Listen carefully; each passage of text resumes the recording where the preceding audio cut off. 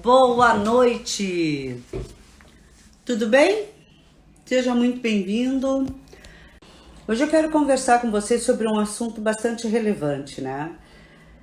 A conexão não está muito boa, mas vamos resistir a ela. É que eu tô na Serra Gaúcha, vou fugir do calor e vim pro frio. Tudo bem? Beijo grande, enorme. Como é que está a sua escolha alimentar?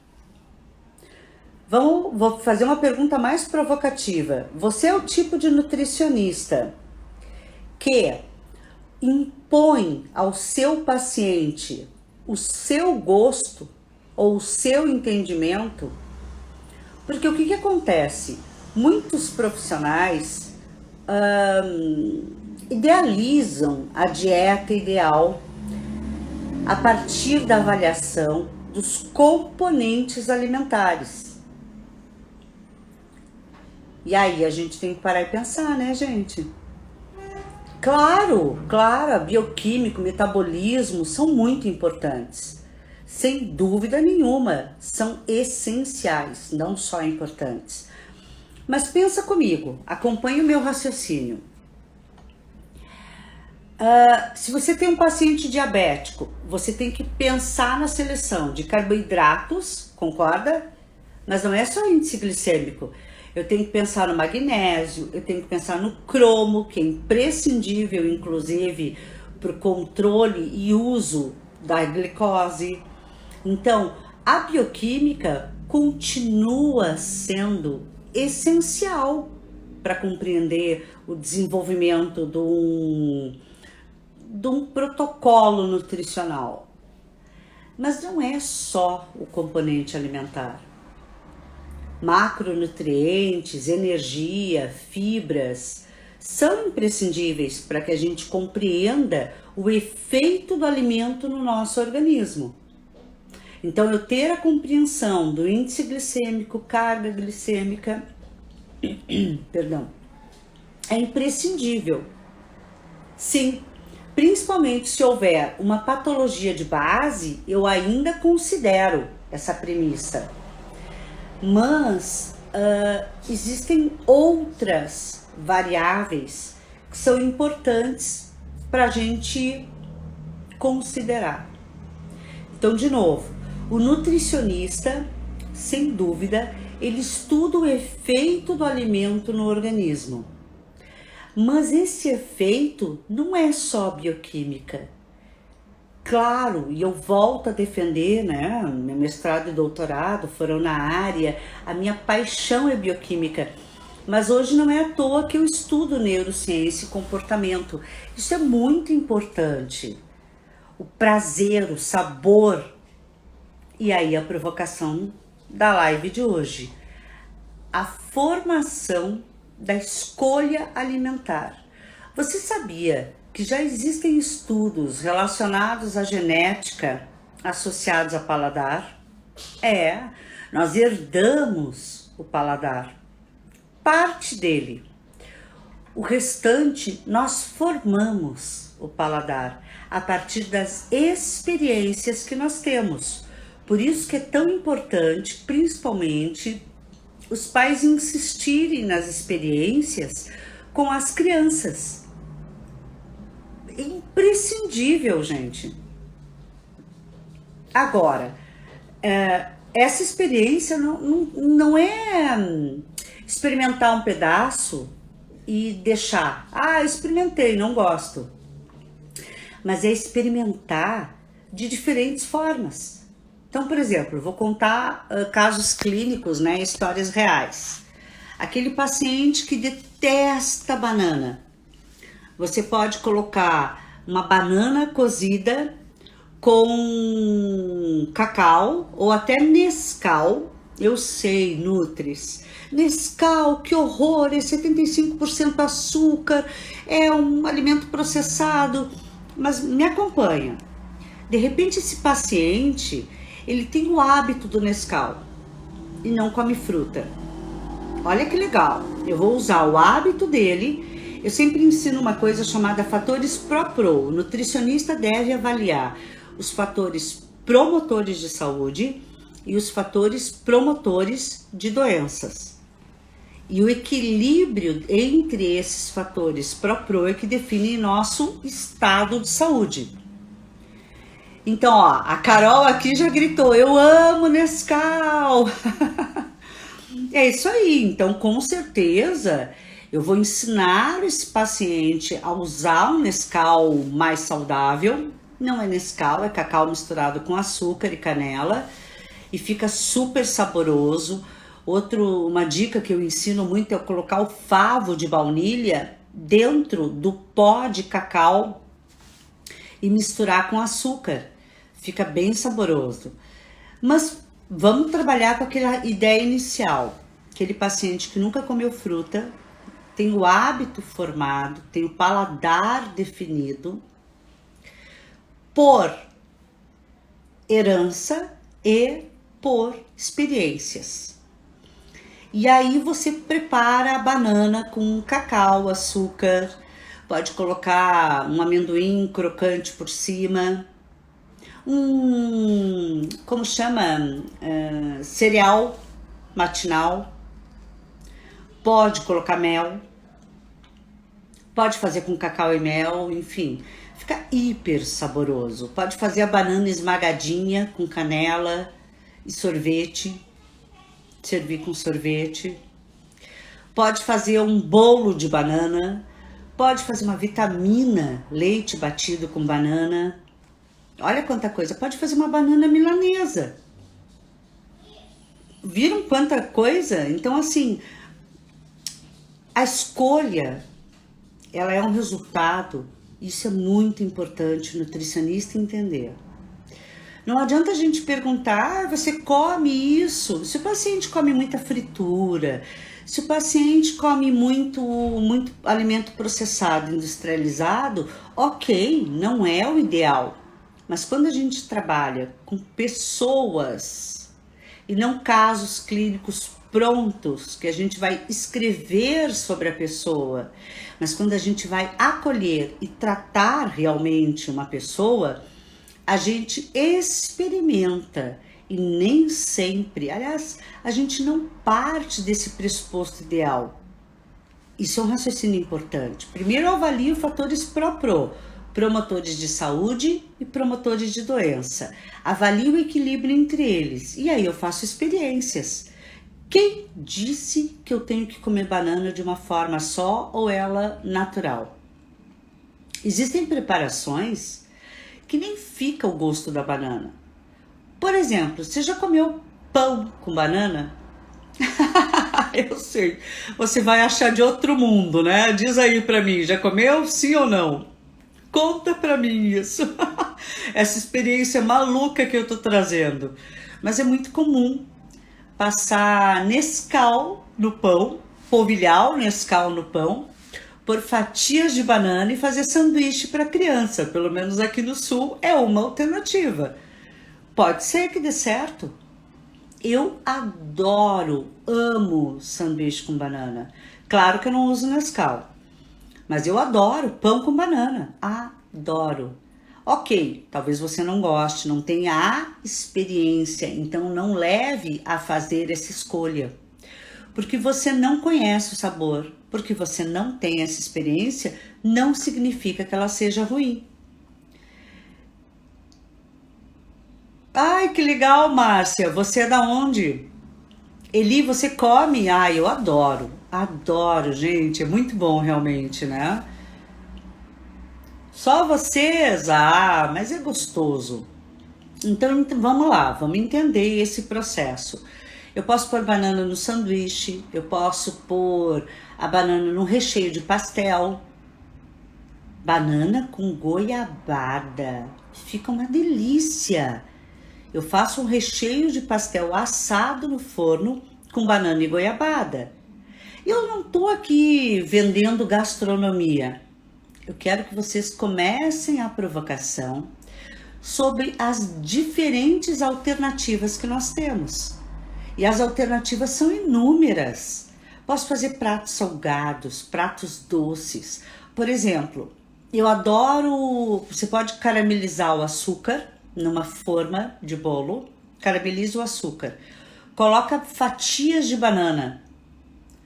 Inclusive, se quiser fazer uma coisa mais elaborada, amendoim com banana. Ah, Diego, agora você me venceu. Essa eu não comi. O preferido do Elvis? Sério? Vou experimentar, porque eu adoro Elvis. Adoro banana no forno. Como é o nome daquele prato do Nordeste de banana com queijo? Capitão? Oi, Lúcia, bem-vinda. Hein, Ana? Como é a banana real?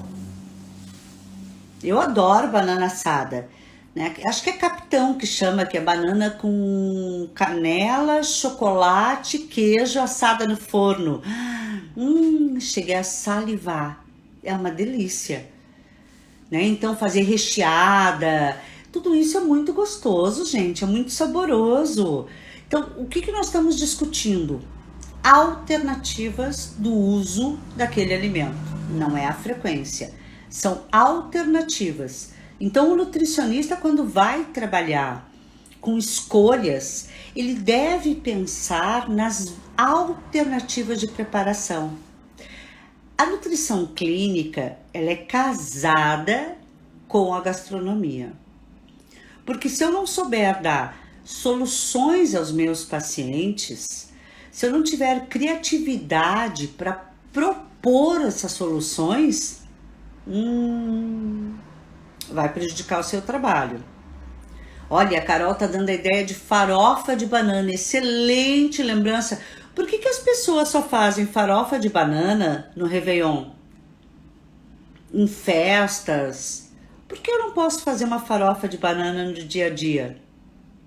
Adorei a ideia do Diego, ó, banana com amendoim, pasta de amendoim. Combina super bem. Banana combina com tudo. Então é questão de criatividade. Mas antes da gente fazer a proposta, eu tenho que saber a escolha do meu paciente. Como que foi formado o processo de escolhas? O paladar, o desejo, o impacto que aquele sabor ou aquele alimento tem. Por exemplo, eu tenho uma crença, vocês vão rir, não me vem com esse papo de nutricionista coma de tudo. Eu não como carne há mais de 20 anos, né? Mas eu não gosto de mondongo, gente. O pessoal de São Paulo faz dobradinha, né? Chama de dobradinha, aqui no sul é mondongo. Não gosto, não quero experimentar. Dá licença, doutora. E assim como eu não gosto de mondongo, tem outras coisas que eu não quero experimentar. Omelete com banana, amo. E você? Você não gosta de algum alimento?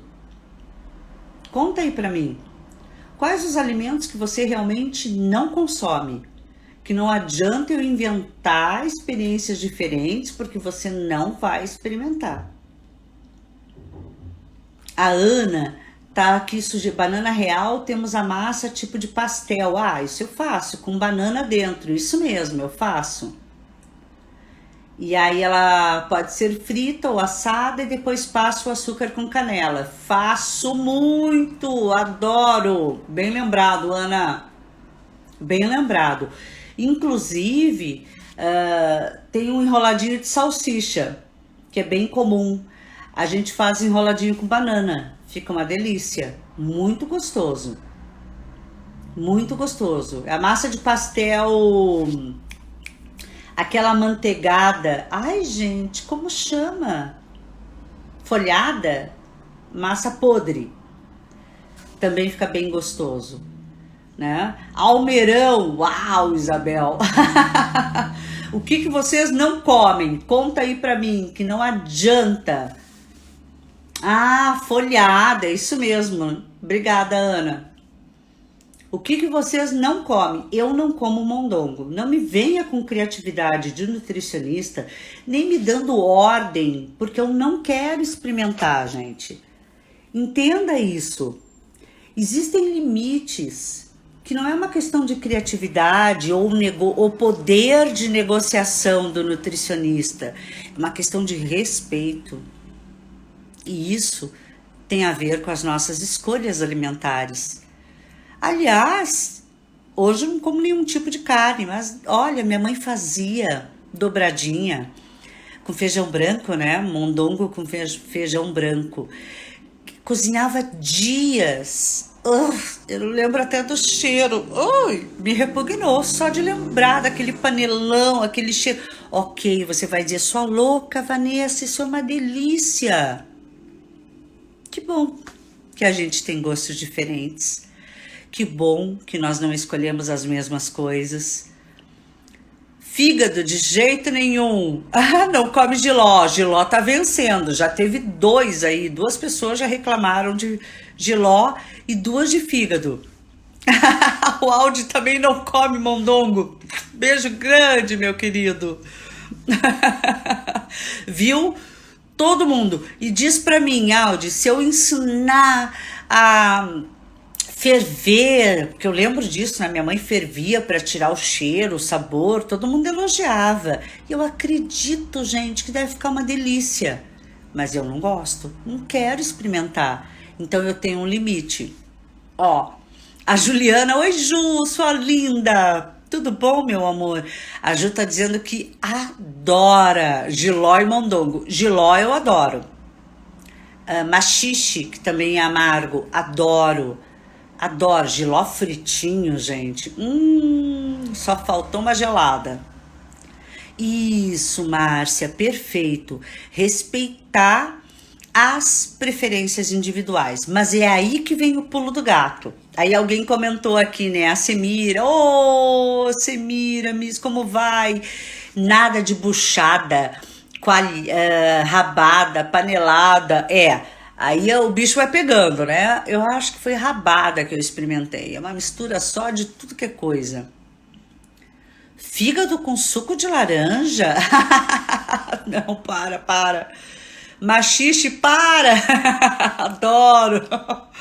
Oh, querida, um beijo grande, viu? Obrigada por estar aqui conosco, por estar aqui comigo nessa live.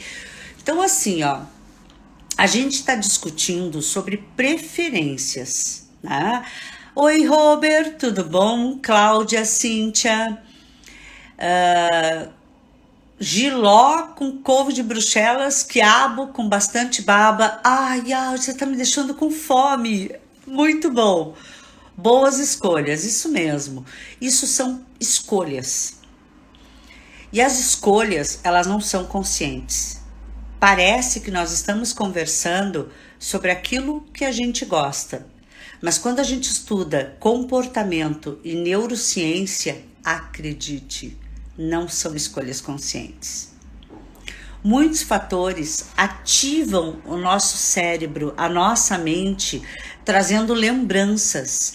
Inclusive, sei lá, a primeira vez que você experimentou dobradinha, sei lá, a panela derramou, sua mãe se queimou, os seus pais brigaram, uma visita engasgou, sua avó disse, coisa de sogra, né? Que eu falei?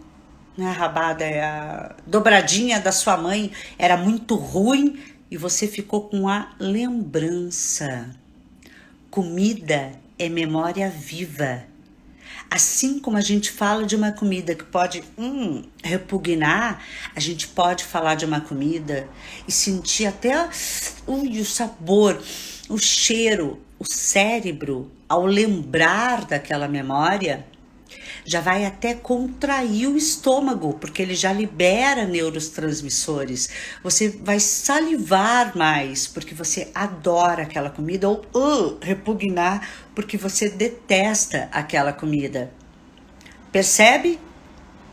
Tá aqui, ó.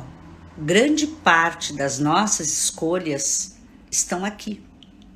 Parece uma coisa consciente. Eu quero, eu gosto. Escolhas, eu não sei dizer exatamente o percentual em que você realmente decide. Isso vai depender muito do teu nível de consciência. Você é uma pessoa que medita, que transcende, né? De fato, vai ser mais fácil você ter escolhas conscientes. Juliana, aqui no sul a gente chama de mondongo. Mondongo é o intestino que vai na dobradinha. Como você chama? Exatamente, isso aí, Ju. É, a indústria explora isso muito, tanto do apelo comercial, quanto da culinária afetiva, quanto de despertar, inclusive, a indústria usa químicas que levem a enganar o cérebro e despertar o sabor. Perfeito? Alguém sabe me dar um exemplo aí bem conhecido, bem típico, que aumenta inclusive a ingestão? Isso mesmo, você tem toda a razão, Juliana. Isso é muito explorado. Esses fatores que a gente está conversando, gente, são explorados pela indústria. Então está na hora do nutricionista se apropriar dessas informações de como forma-se o paladar, as escolhas, das interferências genéticas, das interferências neurais, das interferências das memórias, que a gente estava falando das memórias, o quanto eu salivo, o quanto meu estômago contrai só porque eu estou pensando na alimentação, num prato. E olha que legal, né? Isso tem um fenômeno, um efeito afetivo e também tem um apelo químico. Então, esses efeitos do alimento no organismo, jamais a gente pode olhar o alimento só pelo componente, fibra, proteína, lipídio, carboidrato, né, água, antocianinas, compostos bioativos. Não, o alimento é mais do que isso. Primeira coisa é entender que a alimentação é propriedade cultural. Por exemplo, aqui no sul come-se feijoada no inverno. O carioca e o paulista e o nordestino come feijoada o ano inteiro. É diferente, nem melhor, nem pior, é cultural. Além da cultura, tem fatores genéticos. Além dos fatores genéticos, tem fatores neurais e de cognição, como a memória. Muito importante, né? Então, assim, tripa, isso, Ju, tripa, é a mesma coisa que mondongo.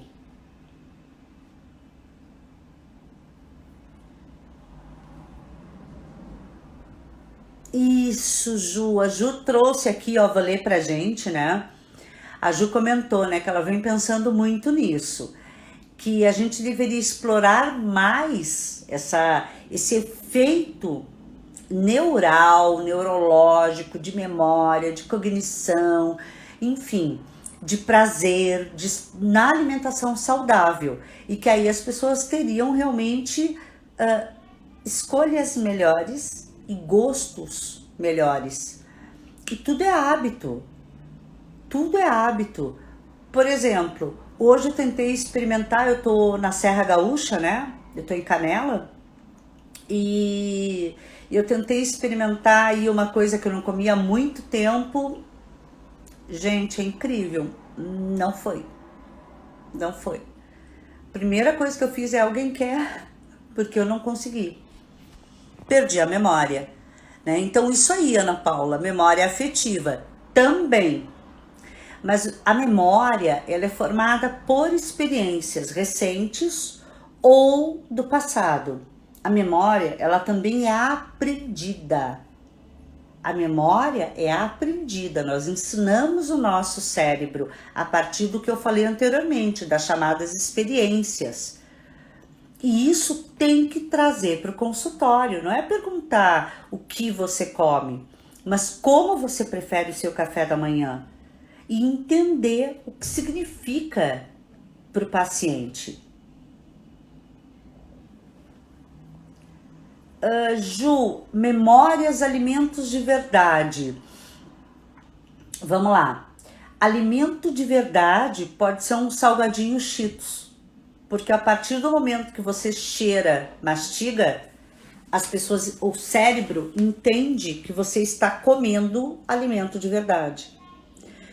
Mas de fato, né, não é uma comida saudável. Então a gente tem que ter essa consideração, né? E sim, o apelo do marketing. Então você vai ver lá a embalagem de um produto. Eu uso muito em aula um pão da Nutella que ele tem um trigo desenhado, né? Dá uma ideia de trigo, de natural. Aí diz rico em fibras.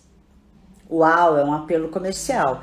Depois ele tem um coraçãozinho, ômega 3 e 6. Então, uau, é um apelo comercial. Ômega 3 e 6 faz bem para o coração. Aí ele diz rico em ômega 3, ele fala umas 3 vezes, em 3 situações diferentes na embalagem. Rico em fibras, tem 2 triguinhos desenhados, tô tentando lembrar da embalagem. E aí ele traz esses apelos, tá? Ok, traz os apelos e aí as pessoas, uau, que pão maravilhoso. Você vira a embalagem e lê os ingredientes. O primeiro ingrediente, farinha de trigo. Entenda, branca, refinada. Segundo ingrediente, farinha de trigo integral, 10%. E farinha de linhaça, 6%. Ou seja, é um pão que tem todo um apelo comercial, mas ele não chega, gente, a 20% de fibras integrais. Então ele não é integral, inclusive ele fala, né, pão integral. Lembrei que também tem esse apelo comercial. Quer dizer, é isso aí, a Sheila tá trazendo isso muito bem, né? Que é o danoninho por um bifinho. Então, eles usam o argumento nutritivo como apelo comercial. E fica na mentalidade das pessoas, né?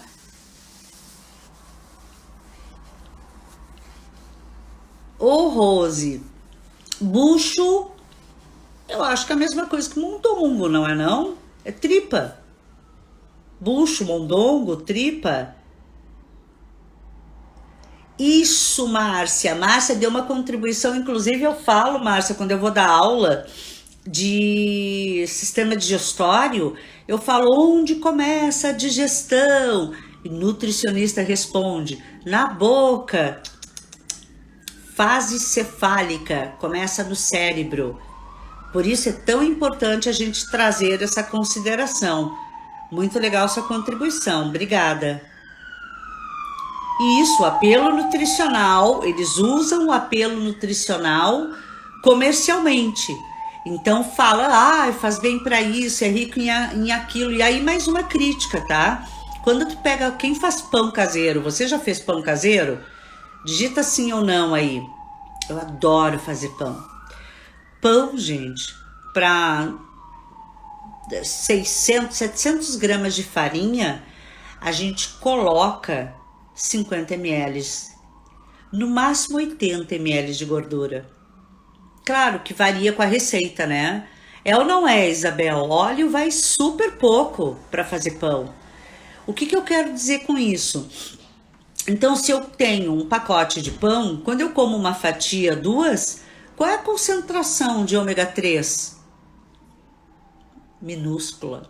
Eu não posso dizer que é um pão funcional. Não é isso, Márcia? Lúcia, você faz pão também? Conta aí pra gente, quanto que você põe de óleo? Claro que conforme a receita isso muda. Mas o importante é entender isso, gente. É pouco óleo. Então, o teor de ômega 3 é muito baixo naquela embalagem para ele usar como apelo nutricional. Perfeito? Mas fatores relacionados à saúde são formadores de escolhas. Os primeiros questionários sobre escolhas alimentares, perdão, acho que eu vou espirrar. Ai, desculpem. Tá frio aqui. primeiro questionário sobre escolhas alimentares foi feito por londrinos. E a principal escolha entre os fatores, né, que até para quem quiser ler um pouco melhor, eu pus um post sobre escolhas alimentares no Insta. Mas as primeiras escolhas foram saúde. O motivo, o apelo de saúde define escolha. Então, se o cliente acredita, se o consumidor acredita que tem menos caloria, que é low carb, não estou defendendo isso, estou dizendo que a sua escolha, a sua também, sofre interferências. A escolha, primeiramente, é por motivo de saúde. Então, o apelo nutricional, apelo associado à saúde, forma escolhas alimentares, reflete as nossas escolhas. E hoje é o que? É sem gordura, é sem carboidrato, receita low carb, esse prato aqui congelado é low carb. Isso gera uma aceitação, um processo de escolha. Mas não é só o apelo nutricional, mas ele, e não só na Inglaterra, outros questionários desenvolvidos, por exemplo, na França e adaptados para franceses, a saúde também está entre os 3 primeiros fatores que levam à escolha alimentar. Interessante, né? Isso é muito importante, então. E aí a indústria, como a Juliana colocou lá anteriormente, né? A indústria explora isso muito bem. Eles usam isso.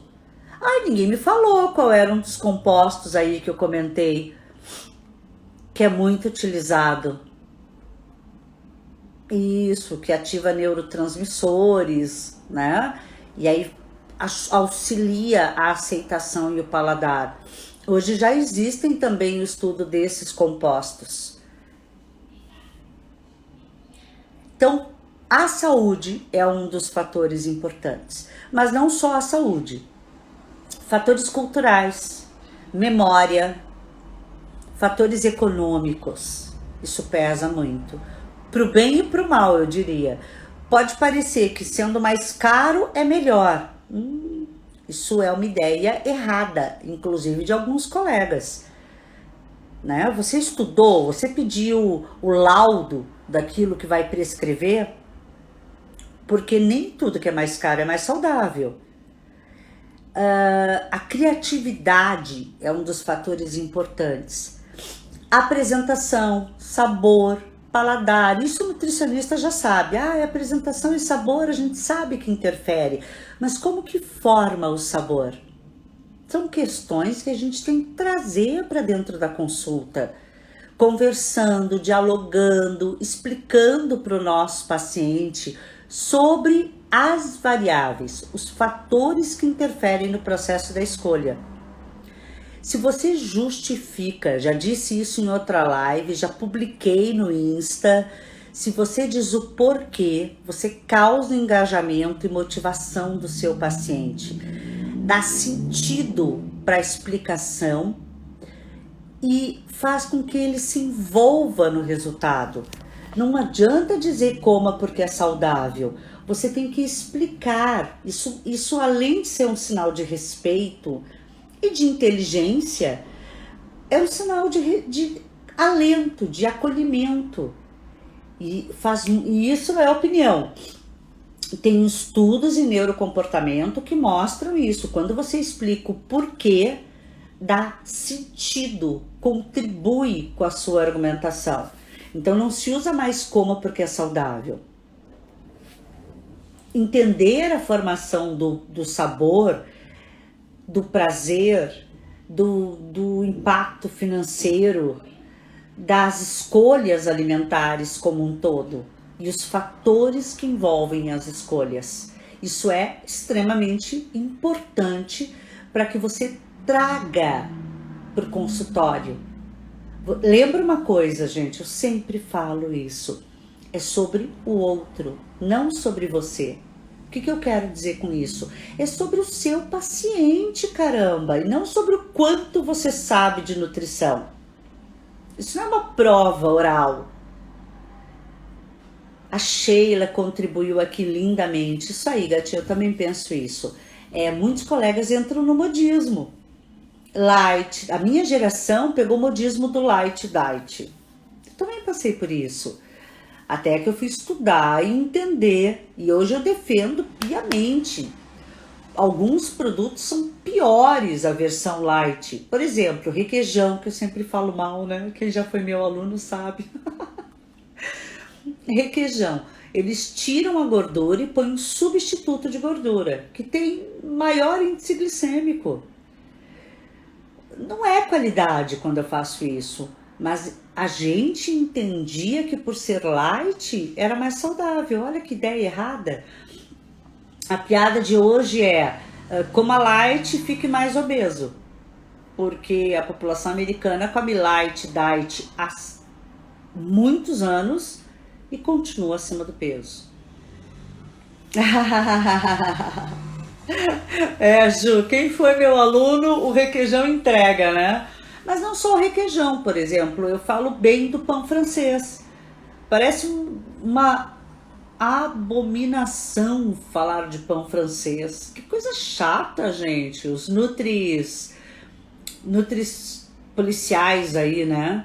Tira o pão francês e põe pão integral. Aí você pega aquele lá da embalagem que eu acabei de descrever, que tem muito menor fibra e qualidade nutricional que um pão francês. Não estou defendendo o pão francês, eu não tenho padaria, eu não como pão francês, mas eu acho um absurdo trocar o pão francês de alguém que sente prazer em comer pão francês. Claro que tudo é quantidade, aí nós estamos falando de outras variáveis do comportamento alimentar. Mas se aquele pãozinho adere e melhora a comunicação com o nutricionista, por que tu retira? Se ele é uma escolha do paciente. E aí entender esse processo de escolha e os fatores que interferem na escolha vão ajudar o nutricionista a escolher a melhor estratégia, a estabelecer um plano alimentar, dieta, cardápio, orientação nutricional, estabelecer a melhor estratégia para o seu paciente. Então é importante, inclusive tem questionários sobre escolhas alimentares. Não é assim o que você escolhe. Não, tem variáveis, tem questionários que trazem essas variáveis para o processo de escolha. Então isso é imprescindível, né? Imprescindível. Mudou a forma que a gente faz o atendimento, graças a Deus, né, gente? Porque eu sou técnica em nutrição e eu vejo há 30 anos mais do mesmo. Nos últimos 10 as coisas começaram a mudar bastante. Então, eu sugiro que você também se atualize. Entenda o processo de escolha alimentar. Você pode até aplicar um questionário na consulta. Aposto que vai ser um diferencial surpreendente para o seu paciente, principalmente aquele que já passou por outros nutricionistas, mas não por você, que se atualiza e é um profissional que traz o contemporâneo para o moderno. Perfeito. Vamos viver o momento agora. Não existe passado, não existe futuro. Mas se nós temos ferramentas e instrumentos que nos auxiliam no atendimento nutricional, por que não usar? Por que não interpretar o hábito alimentar? Aí vem primeiro o processo de escolha alimentar. E a repetição das nossas escolhas define o padrão alimentar que gera o hábito alimentar. Entender essa sequência melhora a eficiência da nossa intervenção. Viu como é importante isso? Muito bom, né? Muito bom, então. Então não é só uma questão, eu tenho que entender, quando eu falei, lembra do financeiro, que tem um aspecto positivo e negativo, né? Então eu vou entender isso. Tem gente que acha que porque é mais caro é melhor. Tem gente que não compra porque não tem dinheiro. Orgânicos, é caríssimo. Tem uma um empório aqui na Serra Gaúcha que eu amo, que tem um mix de agridoce, eles chamam. Aqui no sul a gente tem muita coisa do agridoce, tá? Talvez outras regiões não valorizem tanto. E são oleaginosas. Gente, aquilo é macio, fresquinho, açucarado e tem um pouquinho de sal. Eu amo. Gosto mesmo. Óbvio, eu compro e vicio todo mundo nisso. Aliás, quem me viciou foi a Sandy. Linda, beijo. E é uma formação de hábito. Você experimenta, você gosta. A minha memória já associa com o meu trabalho de doutorado, que foi a suplementação de castanha do Pará, né? Pioneira em alimentos funcionais no Brasil, pioneira em padronizar enzimas antioxidantes em humanos. Uau, oleaginosa para mim é a minha alma. Se tivesse uma filha, ia se chamar oleaginosa. ou ia dar um nome aí científico, glutationa peroxidase, né? Que é mais feio ainda. Glutationa, vem cá. Mas, então, para mim, tem toda uma formação. E há 20 anos estudando isso, obviamente, o impacto de consumir a oleaginosa é sabor, é o paladar, é a memória intelectual, memória sensorial, né? E as características sensoriais desse mix são fantásticas, porque ele é crocante. Então, olha, não preciso nem explicar, você já entendeu.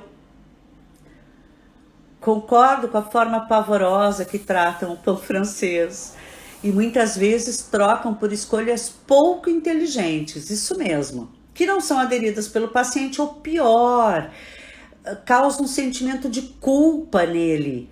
Como assim, olha, você está errado, eu, policial, estou mandando você trocar o pão francês. Aí, coitadinho, troca o pão por um pão integral que tem menores propriedades. E outra, gente, depende do que você põe no pão, depende do resto da refeição, depende do seu dia, depende da semana, depende do mês, depende do hábito. Por isso, eu preciso entender o processo de escolha. Isso aumenta a adesão ao tratamento, quando eu considero as ferramentas técnico-científicas existentes. A nutrição mudou. Que bom que ela mudou. Hoje era isso que eu queria conversar com você. Se você quiser saber mais, tem um post recente sobre escolhas alimentares. Como eu disse, existem questionários e esses questionários vêm evidenciando que o motivo de saúde, o apelo comercial e nutricional vem sendo identificado em diferentes países, principalmente europeus, né? Talvez não no americano, não na população americana, mas esse é um apelo bastante importante para nós considerarmos. Além disso, as características organolépticas, sensoriais, atualmente falando, sabor, apresentação, prazer, memória afetiva. Então, essa comida me lembra o bolo de vovó, o melhor feijão do mundo para minha tia maravilhosa. Ó, o melhor feijão do mundo é a senhora que faz, viu, tia Ruth? Não tem como, gente, não dá para explicar. O feijão da tia Ruth aí de São Paulo, ó, dá água na boca, delícia. Também o melhor café preto do mundo, hein? Então, gente, é isso, são essas memórias, fatores financeiros, fatores genéticos, fatores envolvidos em paladar, escolha, fatores envolvidos principalmente ao apelo nutricional e comercial sobre saúde. Então, use isso de uma forma devida e não por modismos. Obrigado por você ter participado. Um beijo imenso e essa live vai ficar salva no YouTube. Beijo grande, gente. Boa semana e até quinta-feira que vem.